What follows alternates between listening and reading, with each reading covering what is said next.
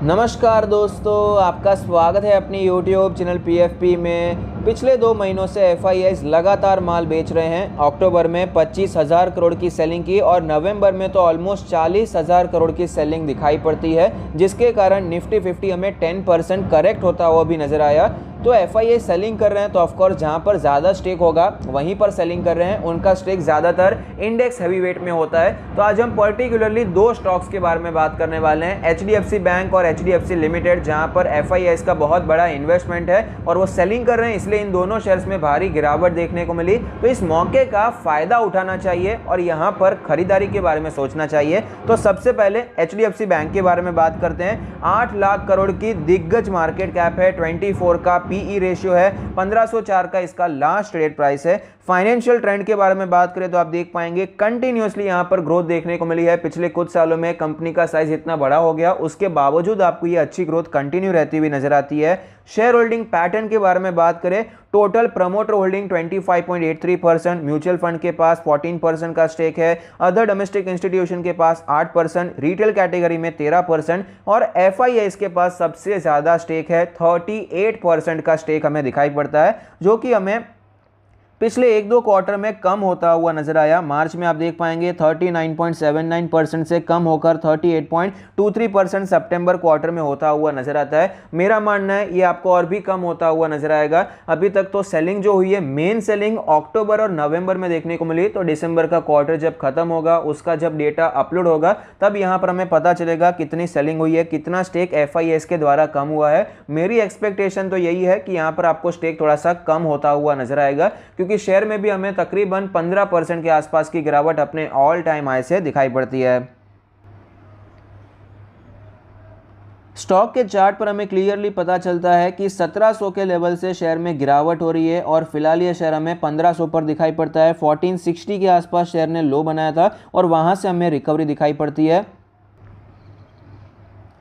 Stock अपने 200 days के moving average पर साइडवेज होने की कोशिश कर रहा है, कंसोलिडेट कर रहा है, सपोर्ट लेने की कोशिश करता हुआ नजर आता है, जो कि ऑफ कोर्स एक अच्छी बात है। जब भी HDFC बैंक अपने 200 डेज के मूविंग एवरेज पर आया है, अच्छा सपोर्ट लिया है और वापस हमें शेयर ऊपर जाता हुआ नजर आता है। इसके वीकली चार्ट के बारे में बात करें तो आप देख पाएंगे इसका वीकली RSI 46 दिखाई पड़ता है। ब्लू चिप शेयर्स में अगर वीकली RSI 40 के आसपास आता है, 45 के आसपास आता है, तो एक अच्छा समय होता है जहां पर आप एक इंस्टॉलमेंट शेयर में कर सकते हैं, थोड़ा सा इन्वेस्टमेंट करने के बारे में सोच सकते हैं। शेयर अपने 50 वीक्स के मूविंग एवरेज पर ट्रेड कर रहा है, जो कि लॉन्ग टर्म में शेयर के लिए एक अच्छे सपोर्ट की तरह नजर आया। जब भी शेयर में गिरावट हुई, ये लेवल एक अच्छे सपोर्ट की तरह नजर आता है और वापस शेयर में हमें तेजी कंटिन्यू रहती हुई नजर आती है। तो एक अच्छा टाइम चल रहा है यहाँ पर एक्यूमुलेशन करने के लिए। एक्यूमुलेशन ऑफ कोर्स यहाँ पर शेयर के खराब टाइम में करते हैं, तो अच्छे टाइम में हमें अच्छा फायदा भी होता है। तो यहाँ पर करंट मार्केट प्राइस में ऑफ कोर्स यहाँ पर आप खरीदारी करने के बारे में सोच सकते हैं। लॉन्ग टर्म के लिए बेहतरीन कंपनी है।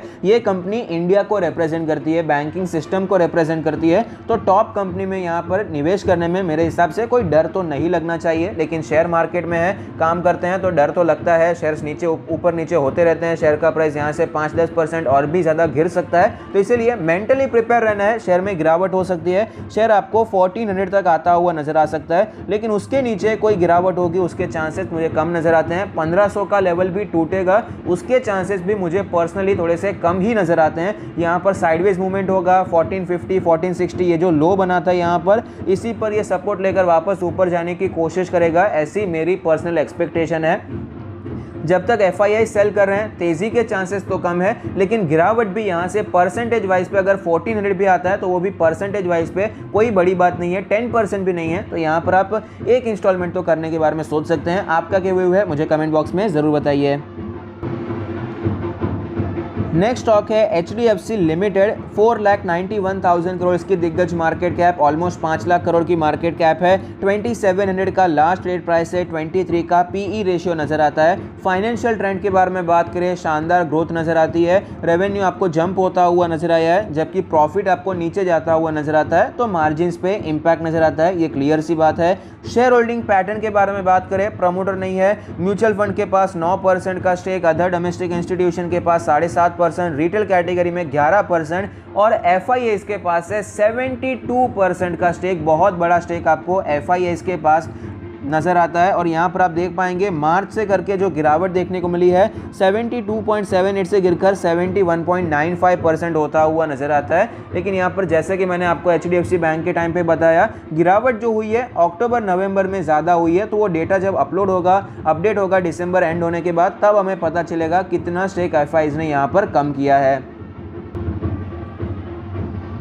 स्टॉक के चार्ट पर हमें क्लियरली पता चलता है कि 3000 के लेवल से स्टॉक में गिरावट देखने को मिली और फिलहाल ये स्टॉक हमें 2700 पर नज़र आता है। 10% का करेक्शन हमें दिखाई पड़ता है अपने ऑल टाइम हाई से, वो भी सिर्फ 15 दिनों में 10% ये शेयर हमें गिरता हुआ नज़र आया है।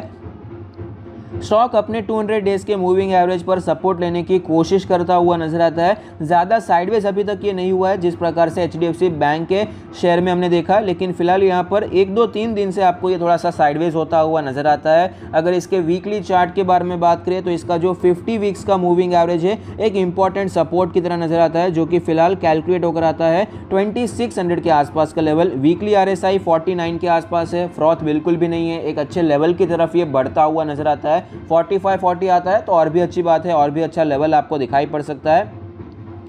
तो यहाँ पर HDFC लिमिटेड में भी आप खरीदारी करने के बारे में सोच सकते हैं। 2 लेवल्स मुझे यहाँ पर नज़र आते हैं। सबसे पहला जो लेवल यहाँ पर नज़र आता है वो करंट मार्केट प्राइस के आसपास का है, जो 2600 के आसपास का जोन है। ये एक अच्छा जोन मुझे नज़र आता है जहाँ पर खरीदारी कर सकते हैं। 40-50 रुपये का जोन पकड़िए। और दूसरा जो लेवल मुझे नज़र आता है वो है 2400 के आसपास का जोन। पहला सपोर्ट तो है 2600 2650, दूसरा सपोर्ट है 2400 के आसपास 20-25 रुपये ऊपर नीचे। तो यहाँ पर ये 2 सपोर्ट जोन नज़र आते हैं। दोनों सपोर्ट पर आप खरीदारी करने के बारे में सोच सकते हैं। परसेंटेज वाइज ये कोई बड़ी बात नहीं है। अगर हम एब्सोल्यूट फिगर देखेंगे तो लगेगा भाई 200-300 रुपये गिर गया, लेकिन एक्चुअली यहाँ पर देखने जाएंगे तो आपको 10% भी गिरावट देखने को नहीं मिलेगी। अगर बाय चांस आप करंट मार्केट प्राइस पे शेयर खरीदते हैं, गिरावट हो जाती है, दूसरे सपोर्ट पे आता है, तो आपका कोई बहुत बड़ा लॉस नहीं हो जाएगा। 7-8% शेयर गिरता हुआ नजर आएगा, जो कि शेयर मार्केट में बहुत ही ज़्यादा नॉर्मल बात है। तो यहाँ पर टॉप कंपनीज है दोनों। 5 लाख करोड़ की मार्केट कैप है HDFC लिमिटेड की,